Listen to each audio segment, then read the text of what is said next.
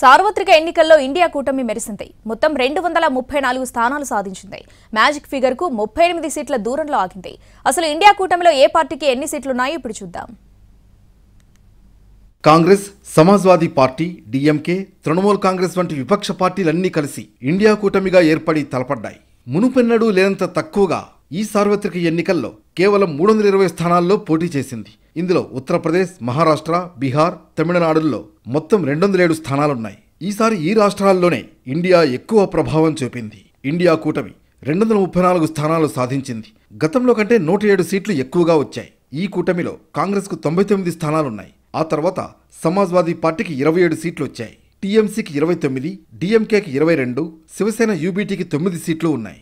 శరద్ పవార్ ఎన్సీపీకి 8, ఆర్జేడీకి 8, CPM 4, JMM 3, IUML 3, ఆప్కి 3 స్థానాలు ఉన్నాయి. వీసీకేకు 2, సిపిఐకి 2, సిపిఐఎంఎల్కు 2, జేకేఎస్సీకి 2, బిఏడివిపికి 1, ఎండిఎంకేకు 1, కేసీకి 1, ఆర్ఎల్టీపీకి 1 సీటు ఉన్నాయి. ఇక ఇండియా కూటమికి 42% ఓట్లొచ్చాయి. ఇందులో కాంగ్రెస్ 21.23% ఓట్లు సంపాదించింది.